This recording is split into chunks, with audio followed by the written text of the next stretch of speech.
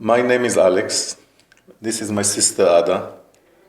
We are both sons of Immanuel, the father, and Ella, the mother. Immanuel is Shiber, Ella is Liebermann and later on Shiber. I am the little one on the family. Ada is the oldest. My mother and father have 4 children. And I used to be at home most of the time because the elder brothers left, so I spent most of the time with my mother and with my grandmother, my mother's mother. I'll start with my father.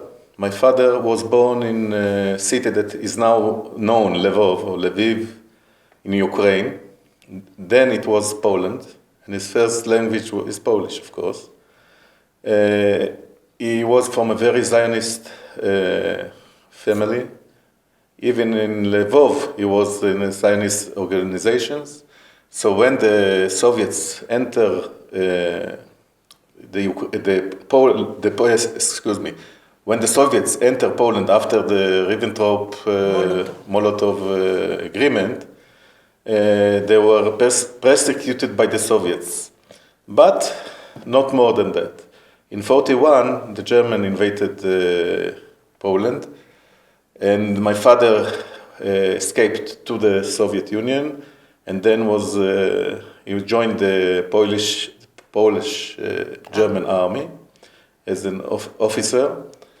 I have to say that my father was in a technicum in Lvov, studying something to do with being lawyer or judge, and just before the war he tried to immigrate to Israel, and he went to Romania, but then the Second World War started and he was caught on the border and was brought up to Lvov by his father to join the Russian army. So the day that they came back, the first bomb in Lvov was falling. And since then, he never saw the family again. He went to join the army. One of his brothers was a very, very Zionist. He had a flag of blue and white, the Israeli flag.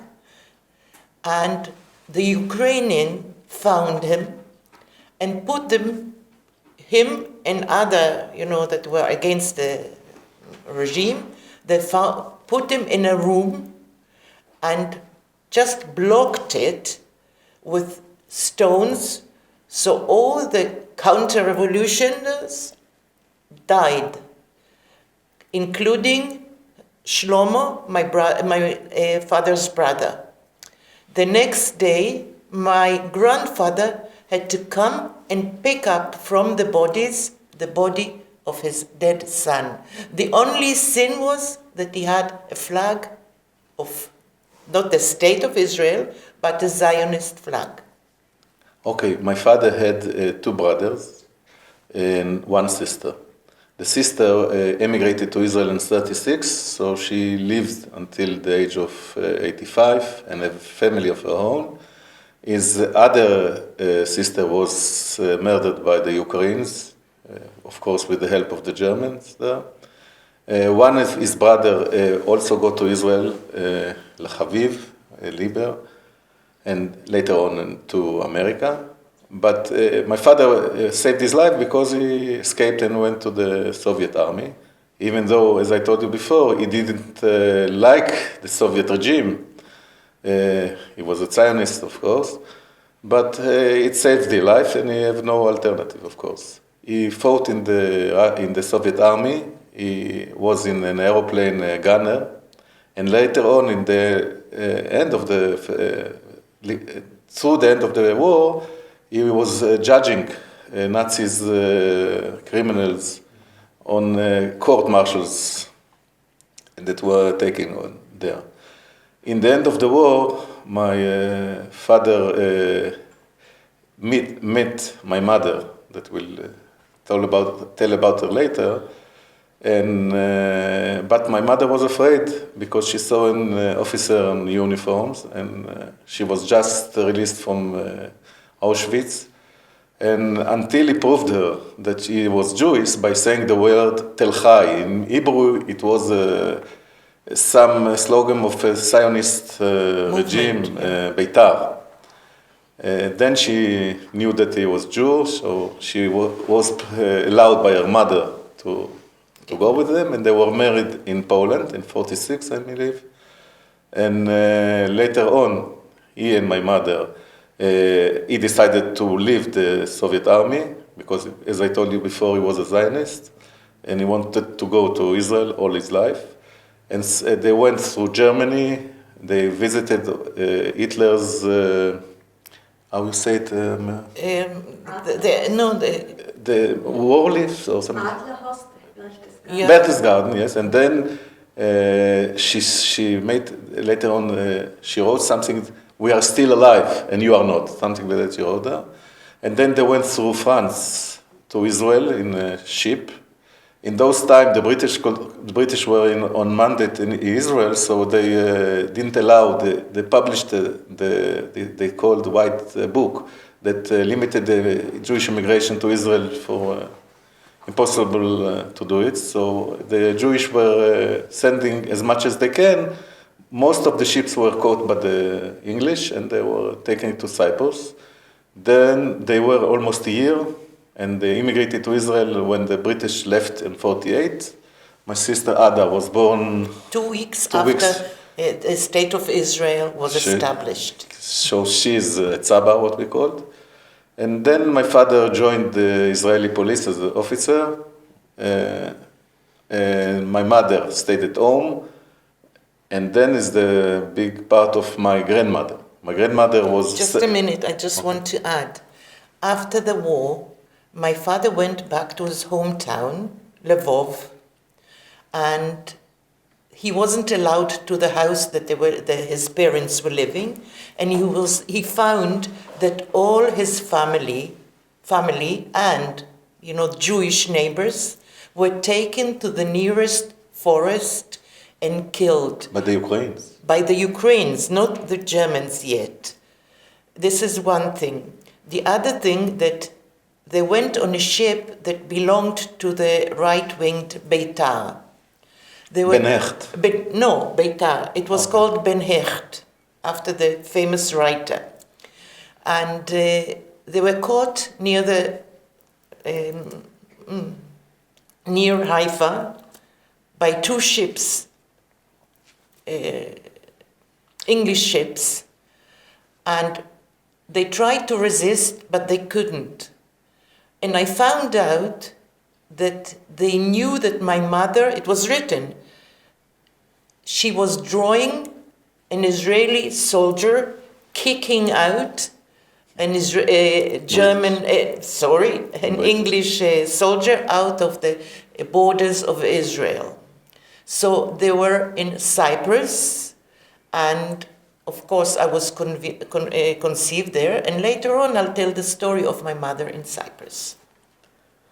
Okay, my grandmother was in Auschwitz, and her life was saved by my mother's skill to paint, because she demanded that the German will let her leave as a condition that she'll paint the German soldiers, and they allowed it.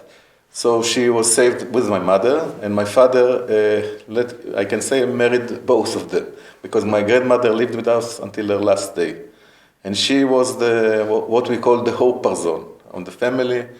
I was in touch. My sister were sleeping in the same bed with her, but later on, my sister is 9 years older than me. When she left, I stood alone as the little son.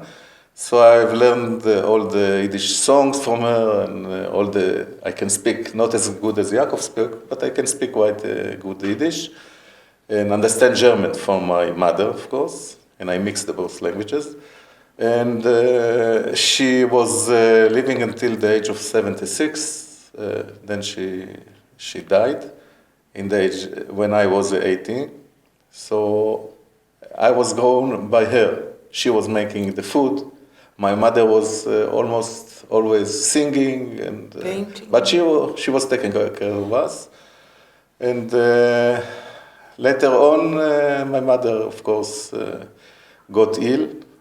I think that the Holocaust has something with it.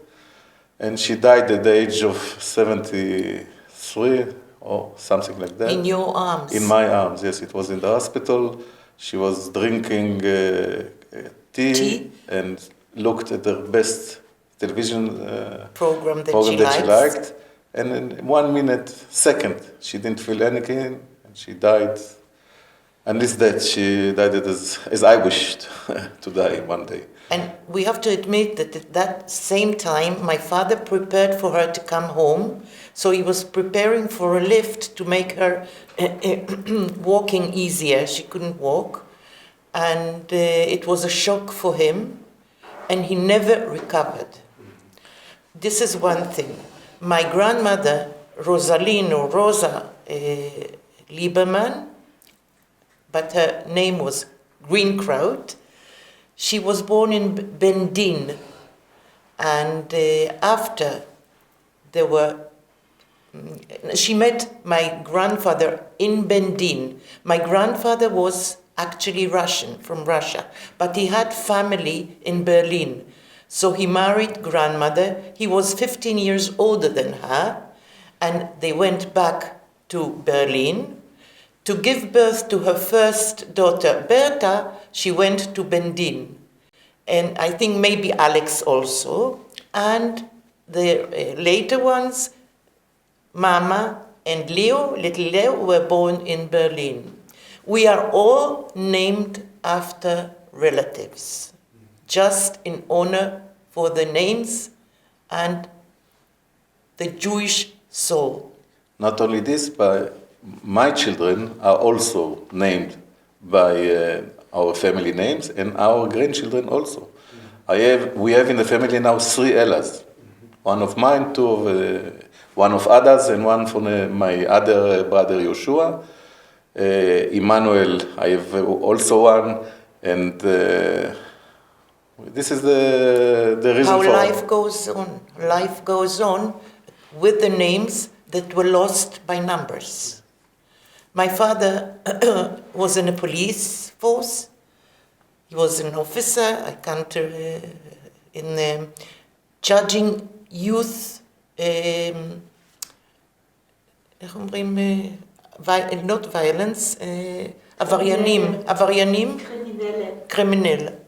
Later on in life, he had 4 children, and he went to study law in Tel Aviv University. It was in Jerusalem, but it belongs to the Tel Aviv University. And he finished as a lawyer. He left the police, of course, and started a lawyer office.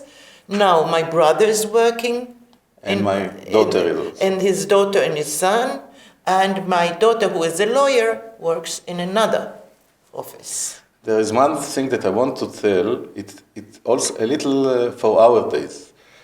There was the Russian, now it's Russia, of course, invaded Ukraine, and one of the Ukraine leaders, by the way, is Jewish, told the world that the Ukraine helped the Jewish people in the Second World War, and I want to say it's not true. Of course, there were some of them that helped. But most of the Ukrainian people that my father knows were not like that. They were helping the Germans, not like maybe in Holland that they have no choice. So my father, of course, didn't like them. Of course, I mean that it's not good what the Russians are doing to them, but to tell that the Ukraine helped the Jews, then it would be a lie. Big lie. Anyway, my father kept some sentiment for his hometown, and he went to Lvov once with me and maybe with Alex to show us the house that he was brought up. We were not allowed to get in. It was his house. My grandfather, named Shmuel, he had a shop, tailor's shop. Now it is a bread, baking bread. And then he took us to the technicum in which he started his formal study as a lawyer. So it goes on and goes on with lawyers and very, very successful children and grandchildren, with the hope that it would still go on and on with the hope for better life. Life must go on. Yes. And so your father and your grandmother, when did they die? My father died 11 years ago, 2011, I think. My grandmother died in 1976. She was 76 old because she was born in 1919. Yes. And it was your mother who died in your arms? Yes, my mother, Ella. That was Ella, in 1997 or 1998. Yes. Okay. Something very important to say, that my grandmother never spoke about her trouble, her life. We don't know much about her family, only something about the Große Moshe, Kleine Moshe, Liebe Golde. And Liebe Golde. We don't know who they were. She was singing Yiddish songs and like going back to her better life when she spoke Yiddish. My mother spoke German, grandmother answered in Yiddish, and as a result, our Yiddish is a little bit zerbrochen. But the one thing that I remember and actually breaks my heart, that when my grandmother lost her conscience, she had a stroke. The last words she said, "I see my children burning in Auschwitz." So she kept everything in her, never told us, yet she was singing songs and thinking back of her youth time and better times. But the last sight, the last memory she had of her children burning in Auschwitz. So, but this is a story that my grandfather was caught, they were caught, my grandfather, my mother, and all the family. My grandfather was quite old, and Leo, the little brother, they were both sent to the crematoriums right away. So they were separated, and the last thing that my mother and grandmother remember, just waving goodbye. There was a very kind German officer who went to Leo, little Leo. He was very, very pretty, and he said, "Oh, you can be saved if I take care of you." And we know what care they could give. So little Leo says, "No, I'm going with my father." And they both went to the crematorium.